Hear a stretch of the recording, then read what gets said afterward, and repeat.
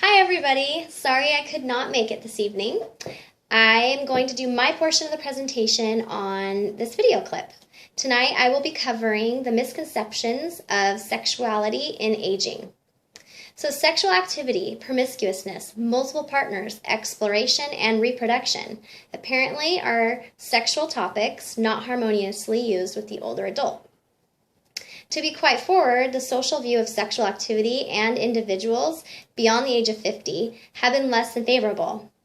When researching the old wives' tales of 50-plus's sexual activity, most of the items that came up were Levitra, Viagra, Cialis, information on these drugs, and methods to reestablish a healthy sexual relationship with your partner. Research a little further into the various theorists' take on the subject and the studies on lowered sex drive, and you will find the psychosexual dynamic and psychosocial development theory of Freud and Erikson, which would have you believe that once you are 50, sex is not desired or sought after. Well, what about those that don't need assistance? What about those in later adult stages that are just as active and explorative as they were in their prime, of 18 for men and 28 for women? I decided to conduct an anonymous survey and research a few articles to find out if the theorists and enhancement commercials were spot on, to see if there was truth to the idea that those over 50 were facing the demise of their sexuality. I was pleasantly surprised at some of the findings. I will cover my findings a little later in the presentation, but first let's think. There can't simply be a turn-off button once we hit the adult stages. There can't be a steep decline in sexual interest just because we turn that masterful age of 50, or can there? Well, according to Freud and Erikson, psychosexual dynamic and psychosocial development theory, that is what we would be led to believe. This theory studies the sexual development through specific stages of our life. According to the two men, once we have reached the later stages of adulthood, the concept of sex is just not thought of in the same manner. In fact, Freud states in his study that there may be lingering vestiges, but they are not preferred. Freud also further describes sex as a building of tension, followed by some way, shape, or form, a process in which the tension is released. Whether it is an itch, hunger, the actual act of sex, i.e. adult mating activities, the release of that particular tension is a sexual act. If this is the case, then would that mean we no longer itch or stretch or get hungry when we move into the later adult stages? Erikson's take on the psychosexual, psychosocial development is not much more pleasant than that of Freud, for those 50 and older. Erikson's model shows an actual breakdown through the adult stages, stating that in the later adult stages, we have a redirection of energy, and our focus turns from physically pleasing to the intellectually pleasing. So, we no longer are in search of the warmth of another's touch when we become older adult. This is a very difficult notion to grasp. In fact, Erikson declares that the earlier ages, such as early adolescence to early adulthood, sex has more of a foundational role in the development of the individual. Erikson's theory further states that for earlier adolescence, Erikson's theory further states that for early adolescence, we reach a physical maturation and then we begin our first sexual relationships. Once we progress to the later adolescence, we are now in the mode of sexual exploration and attempting to find our sexual identity. It is only in the early adulthood that we're using our sex for procreation. After all, middle adulthood is for parenting, and there is no time for sexual activity, or such thoughts for that matter, during this important stage of life.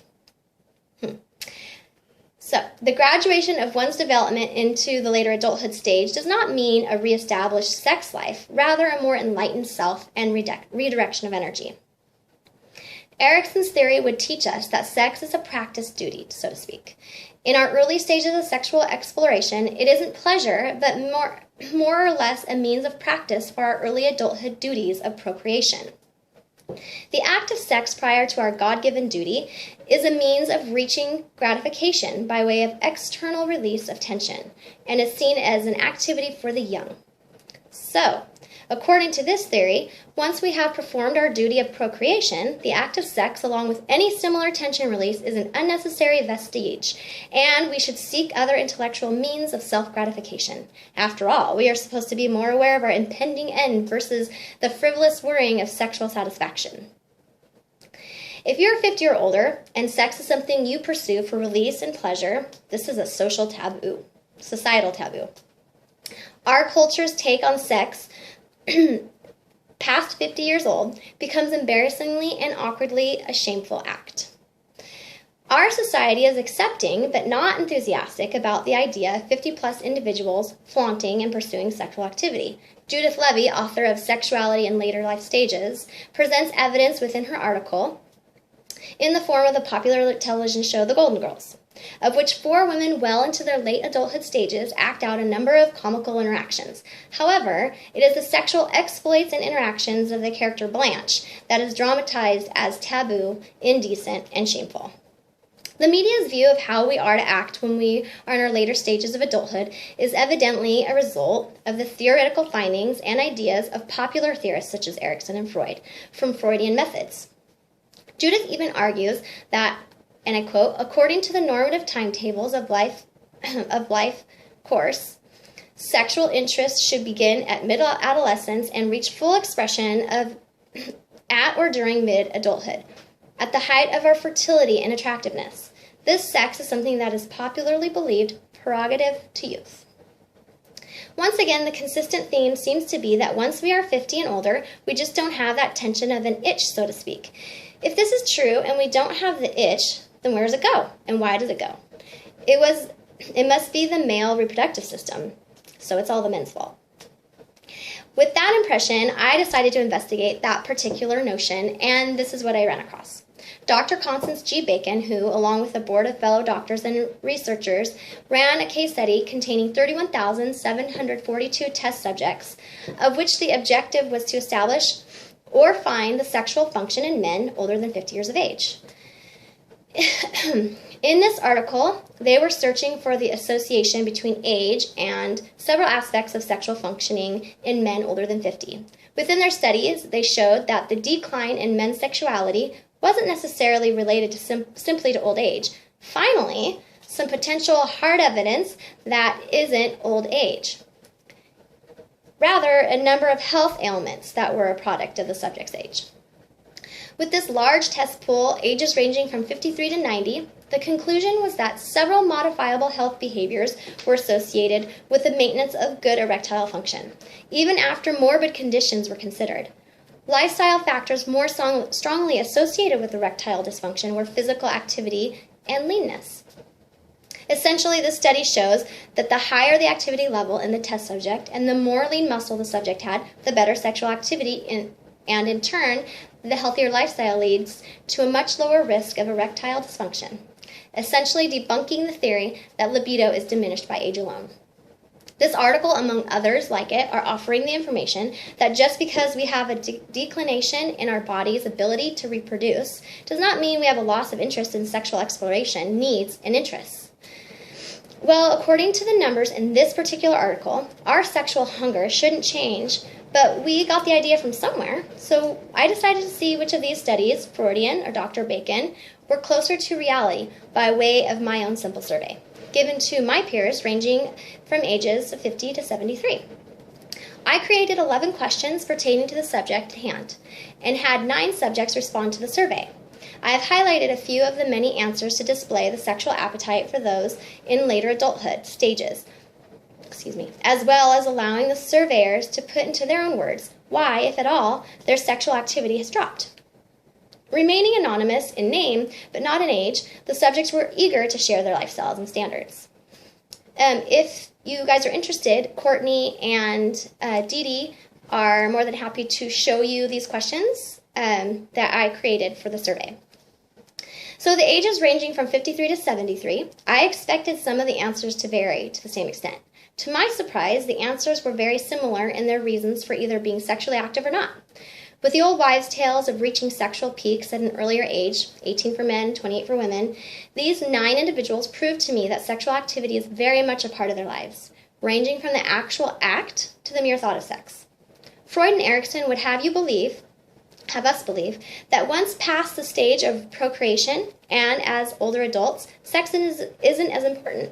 As a matter of fact, it was thought to be an afterthought, a mere vestige that would be not preferred activity in the later stages of life. My subjects would disagree. When asked about their sexual activity and if they are sexually active, the answer wasn't what you would expect based off the psychosexual and dynamic theory. It was quite different. 8 of the 9 subjects are very sexually active, and the one who isn't was for the mere standard that they are holding themselves to while they're single. One subject even added to the yes or no question of, are you sexually active, with, not as much as I'd like to be. Following the inquiry on their sexual activity was the daunting question, have you seen a decrease in sexual interest in the past 5 years? 2 of the 9 subjects, of which are single, have noticed a decrease in sexual activity. 2 of the remaining 7 noticed a change. It had actually increased since not having children in the home. The last 5 have not noticed a decrease in their sexual activity with their partners. Age being the main area in sexual activity that were assumed by select theorists to be of non-interest to later adults, and the reason behind lack of sexual exploits, was not what I found among my 9 I surveyed. The survey enlightened me to what each individual's sexual interests were most affected by. It did not appear to be age. It ranged from stress to lack of interest in the pop culture's acceptance of one-night stands to just a lack of passion in the sexual exploits of our present culture.